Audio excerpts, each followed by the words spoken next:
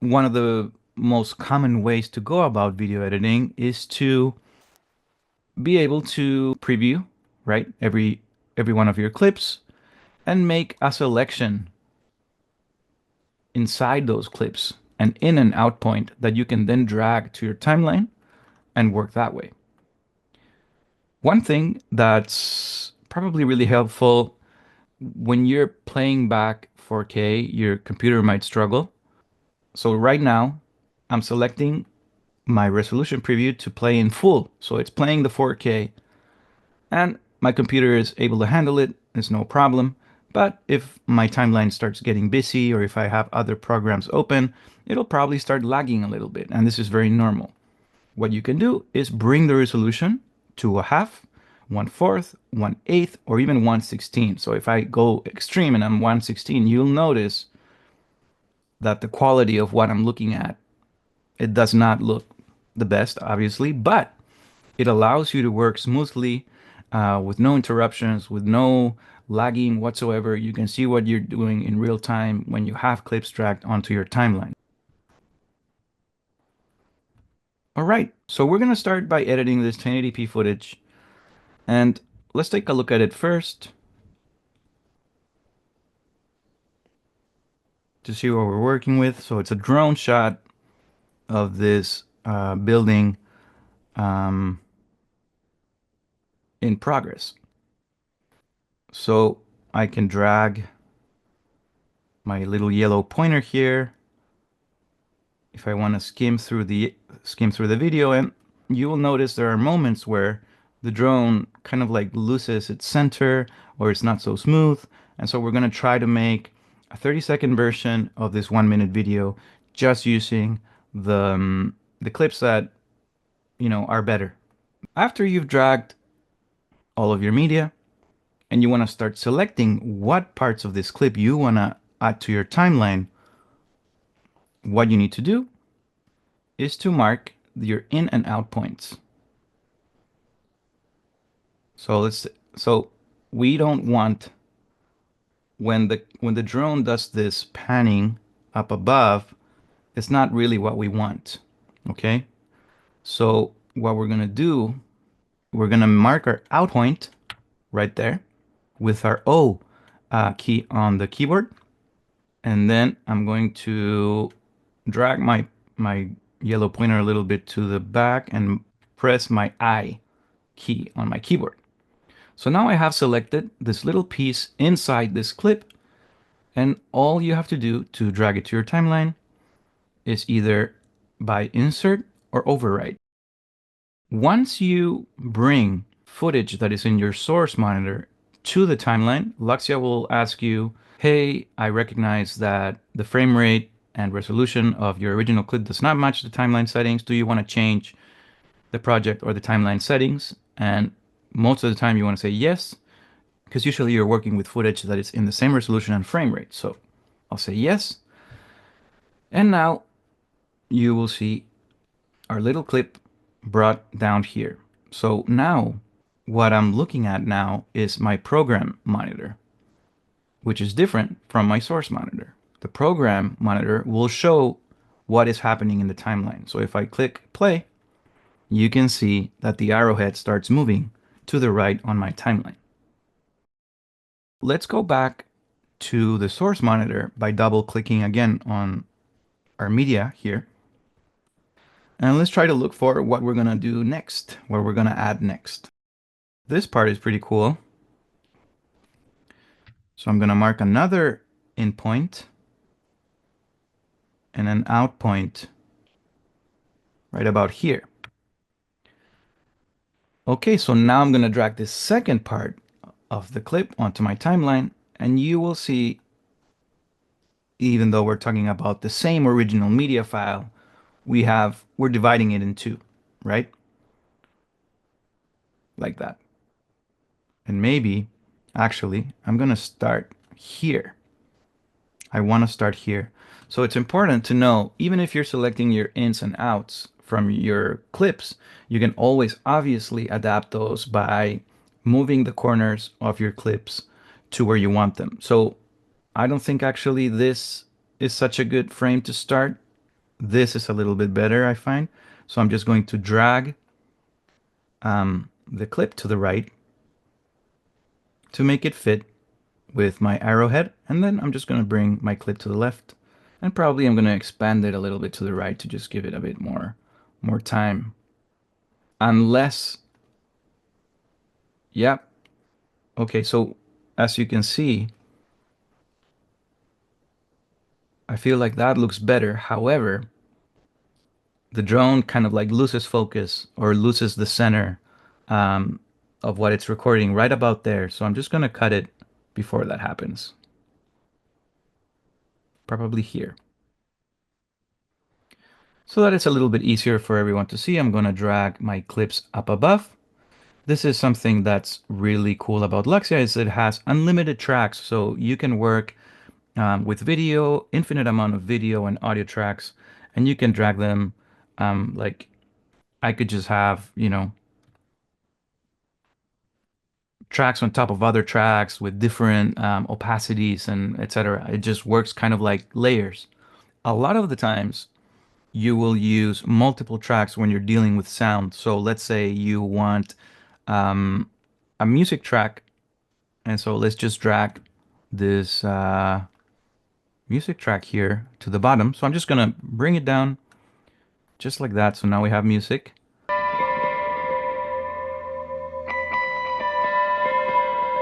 There we go. If you want to use multiple tracks, this will become more obvious with sound because let's say I wanted to add a sound effect like a whoosh or even the sounds of the city, then I would add another audio track that exists right below my music because the music and the sound needs to be happening at the same time. So the multiple tracks become more obvious when you're using sound. Okay, so I have these two clips and I have a music track on the bottom. I don't want the rest of the song, so obviously I need to split my clip. To split the clip, you head over to your timeline options and you'll see split. And my recommendation is to always learn the short keys. So Control B will be the key to split your clip. So now I've splitted my clip, my soundtrack, my music, and I'm just going to hit delete to delete the rest of it.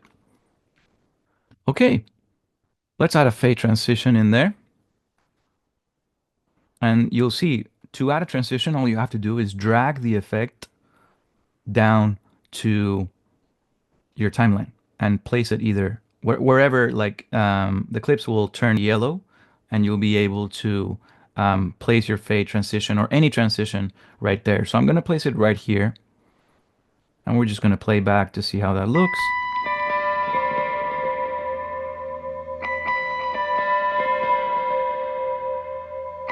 Probably going to work with a bit of a shorter fade. So whenever you're adding transitions, you can change the duration of those transitions by selecting the effect itself and dragging the corners either left or right. So I'm just going to do a super short fade. Yep, and that works better for me. Let's go back to my original clip by going back to media and maybe select this last part of my drone shot. Again, I'm going to select this last portion with my I, the I key on my keyboard, and mark the out point. That's probably gonna, the out point is gonna be exactly where the video ends. Okay, so what's the difference between insert and override? If I have my pointer here a little bit or on the top of another clip, and let's say I have my video track selected as my default video track is the same one that already has other clips, what will happen if I click override, obviously, is that it will override whatever is after my cursor right here. But if I click on insert, then you'll see that is inserting it right there, but it's still leaving me with the remaining part of my original clip. Usually, how you want to work is, or how I like to work, is I like to play back my video, watch it, and if I'm not sure when I'm going to add another shot, I can just press my space bar to the moment where I'm like, okay, boom, that's where I want to add my next clip. So again, I'm going to shorten my intro a little bit.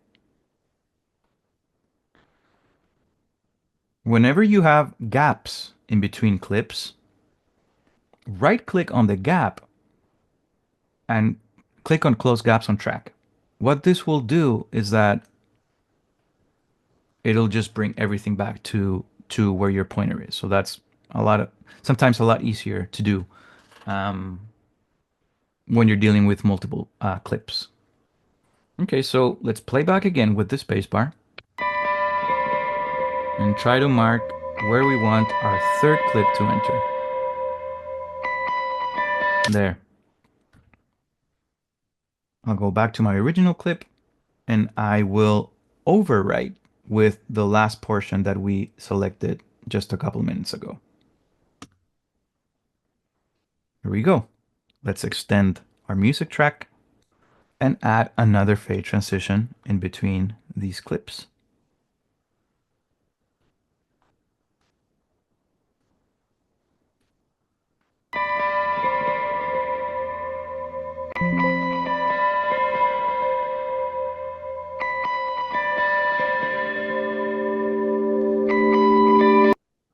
There we go. So we just created this sort of like introduction to, let's say, this architectural project that's happening. And this is a really good moment to maybe add a text on top of our screen since we have a little bit of space on the top left of our screen. Super easy. If you want to add text to your video, just go here on the top where it says text, and you can select different styles of text that you want to add to your video. So why don't we try style 4. So I'm going to bring, again, just like transitions, you just bring them down to your timeline and place them wherever you want. And you will see the text being displayed on your screen. Let's place our text where we want. And to the bottom left, you will see the properties pane. And in the properties pane, you're able to write whatever you want. So let's just say project alpha. You can play with the font size with the slider right here. And this is just an arbitrary name. Yeah, and so you can choose different kind of styles that you want for your text. You can change the font, obviously. Maybe we want to separate like that. Maybe let's choose, yeah, and I think I just want to be more classic and go black. And you can add different kind of effects, additional effects to your text, like blur, shadow, glows. And so we're just going to add a little bit of shadow. That's way too much. Reduce the distance a little bit and reduce the opacity a little bit. Okay, so now I have my track 6 is where my text is located. Then I got my video and my audio in 3 different tracks. Now, if I play back, you will see my text appearing a little bit too. It's a bit. I want it to basically fade in. Okay, so let's see if I can add a transition on top of my text, and I sure can. So I've just, and I'm going to make the text appear a little bit after my last clip shows. So I'm just gonna, I added my little fade in to my text, and now you can see, let's see if it works.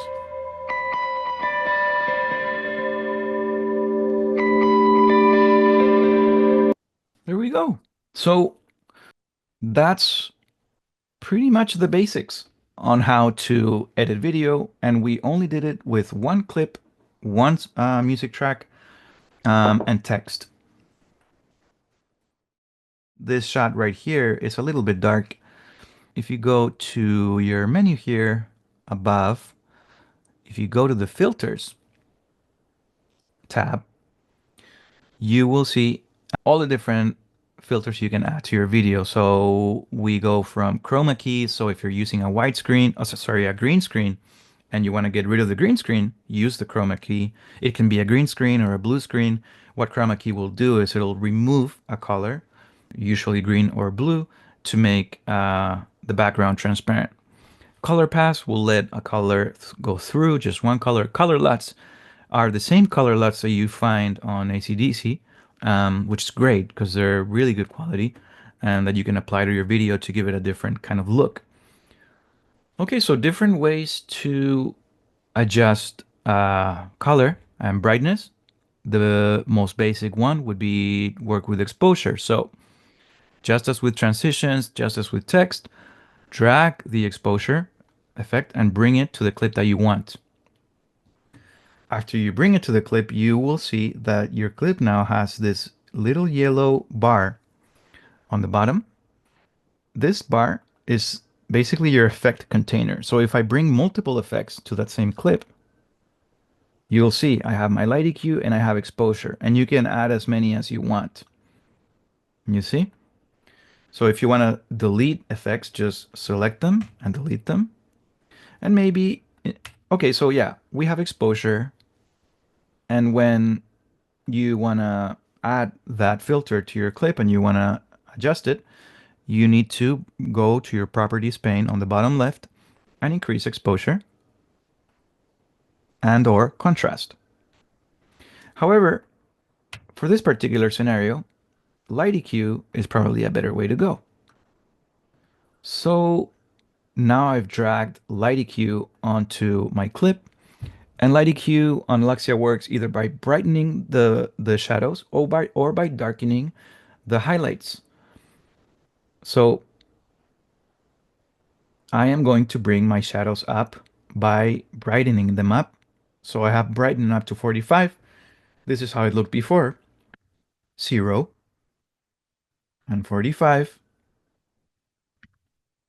That's much better. Let's see if I can darken the sky to bring a bit more detail. And I sure can. So just by bringing the darken up to 30,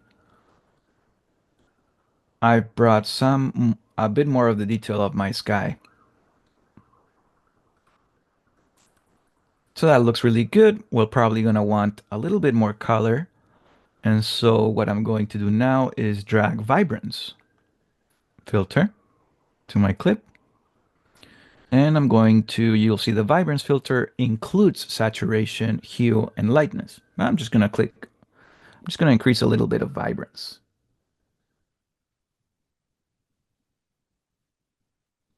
Like that. And if you think, as I do, that the whole thing looks a little bit purple and blue, you can also change your white balance. So let's look for it. White balance. It's the last filter. So I'm going to bring white balance onto my clip, and I'm just going to make the temperature a bit more warm.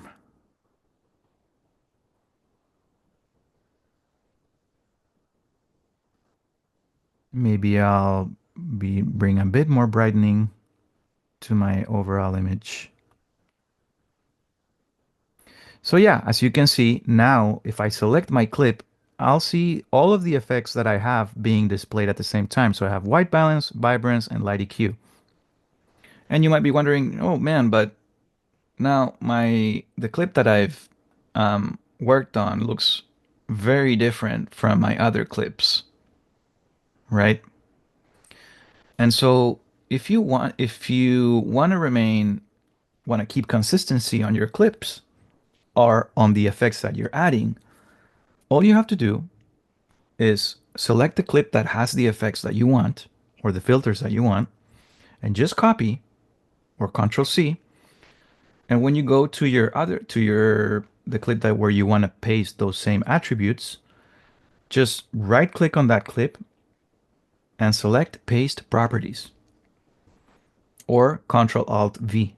So by doing this, Paste Properties, the Paste Properties panel will show up, and you can decide to copy every single aspect of one clip to the other clip. So video properties, we didn't really do anything to the position or scale of our original clip, but we did add filters. So you'll see here filter, we added light EQ, vibrance, and white balance. I'm just going to deselect video properties, but I'm going to copy all of the filters to my new clip. And just like that, now they are matching a lot better. I'm going to bring a bit more contrast so that it looks more similar. And again, I can paste properties on my first clip.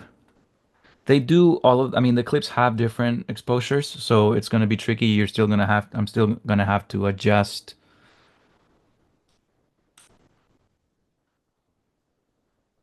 them. But that's how you can copy all the filters from one clip to your next clip and make everything look more consistent.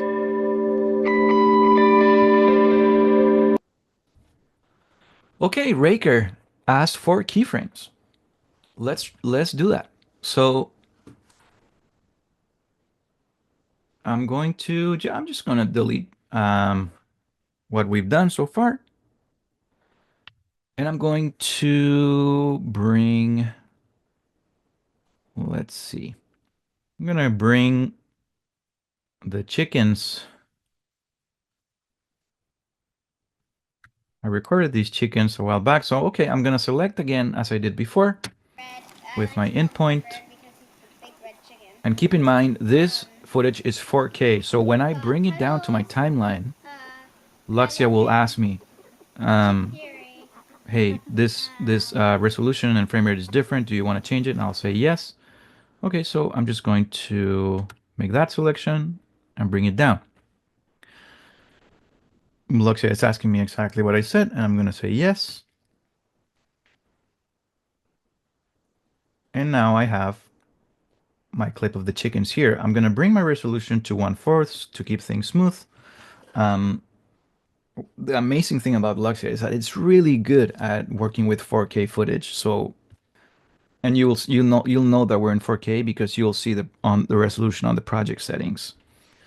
Keyframes allow you to change specific attributes of your clip, be audio or speed or different behaviors of your clip throughout the timeline. So the simplest way or the simplest edit with keyframes that you can do is for a slow zoom in or a slow zoom out. So I have my chickens. And I can be like, okay, the shot is cool, but it's not so interesting, or it needs a bit more dynamism. So why don't we add a zoom in? That starts not exactly when the clip starts, but a little bit later. There. What I'm going to do now then, now that my pointer is right where I want the effect to start happening, I'm going to go to my properties pane and to this time scale. And I'm going to select scale and position, and I'm going to add 2 keyframes. So what this means is that LUXEA now knows that everything before those keyframes, and right now everything after those keyframes, stays on the position values of 0 and scale to 100%. Okay? But we're going to try to do a slow zoom in. That finishes, let's say, around there. What I'm going to do now is I'm just going to manually increase the size of my clip. Like that. And as soon as I did that, you will notice that where my cursor is, LUXEA added two other keyframes. And now these keyframes have the information of the modifications that I just did. So I just increased the size, the scale of my clip, and I moved it around a little bit to make the chickens be more in the center. And Luxia added those values as a keyframe. So now if I drag the timeline picker on my properties pane, you will see that the values of scale and position are slowly changing to match to go from the first keyframes that I added to my last keyframes. So if I watch the whole thing, between those two keyframes, you will see zoom in starting to happen. I like to call him Clifford because he's the big red chicken. We've got And just like Puddles, that, we've added more motion Kylo Hen, um, to Chick this video Fury, that's just recorded on a tripod. the Chick Fury, Right? his Now, things can get really cool and crazy. And I wanted to try this out. So in this shot, I think I have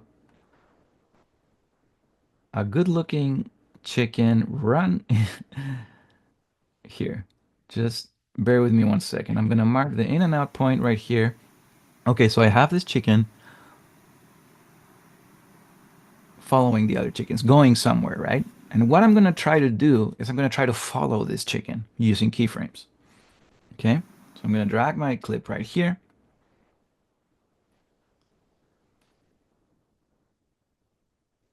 And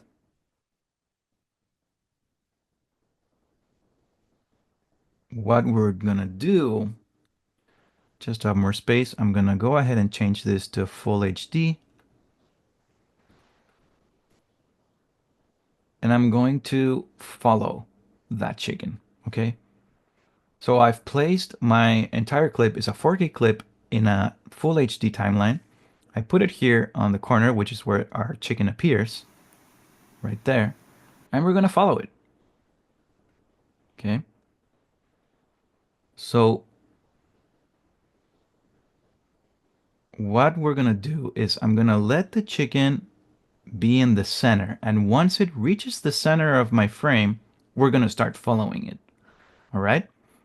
So I'm gonna mark again a keyframe. I'm gonna add a keyframe right at that point, my position and scale keyframe. And now I'm gonna drag my cursor a little bit to the right, and I'm going to always place the chicken in the center. Okay, and you will see I haven't changed my scale. I've only changed the position of the clip, which is why you only see um, a keyframe of position being added to the clip. Let's keep going. There's a moment where the chicken goes left, and so that's the moment right there. And I'm gonna again bring my clip to the center. We're trying to follow this chicken. When the chicken turns left, I'm gonna start zooming in. Okay, because I want to start zooming in right at this moment, I need to add another keyframe in scale, because if I don't and I start zooming in, then my zoom in is going to start happening a little bit too soon. So if I mark, if I add a new keyframe in scale, and now I move my cursor forwards, and I bring back my chicken to the center, but increase or zoom in,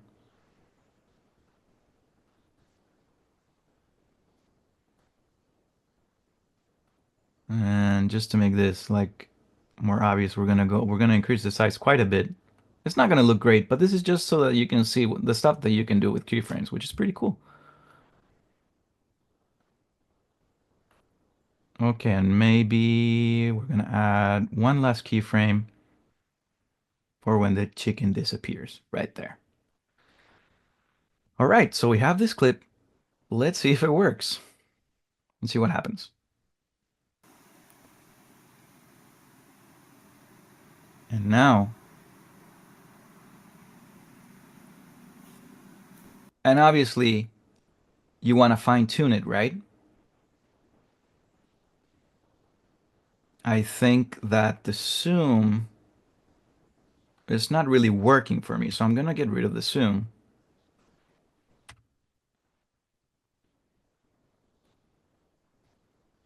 like that. And I'm gonna go to my next keyframe just to keep adapting the position.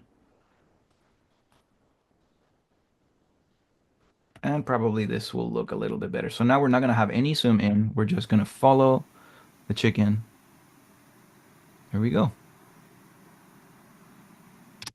Something else that's really cool about keyframes is that you can choose sort of the movement, or you can make them, you can try to make them a little bit more smooth by bringing down the with the little arrow left to position. And I'm just going to increase the size of this so that you can actually see it.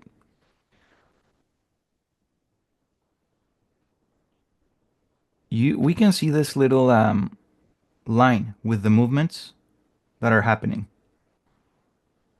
right? And right now, all of the changes are happening in really like they're not right angles, but I don't know how to explain it, but they're just there's no curve between the changes. They're like the changes, it goes from zero to the change, and you can make this line go a lot more smoother by right-clicking on your points or your keyframes and clicking on Bezier. So if I do this, you will now see that these lines are more circular. You can also ease in or out, which will make your movements even more smooth. And so then you just got to play around with how smooth you want the movements to happen. Or not. You can decide that you don't want them smooth. But it usually looks more natural when you do so.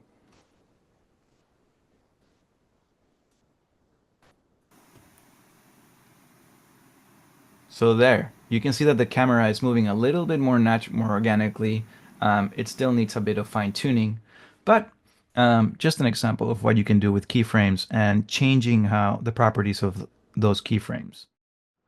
All right, so I'll go to the export. Basically, that's just how it works. Go to the export button, yellow button, and you can choose between different formats. MP4 is the king for video formats. So my recommendation is to always go for MP4, and we'll just write workshop. And on templates, I have my high quality video, which is I selected the most quality and available. So how you can do that is by going to settings, and here select in quality. If you're sharing something, you want it to be really low file size, do normal, and try to be more conservative. But if you want the best, just go for the best. Um, and one thing that's really important, your audio, even if you have quality at best, if the bitrate of your audio is 96 kilobytes, it's not going to sound good. So make sure that you bring it at least to 256. I always leave it at 320 because that's the best quality you can get. And then I would save this template as, you know, best quality. You hit export, and then you'll see LUXEA exporting in real time. And that's it. Now you can click Show in Finder, and LUXEA will open up your file.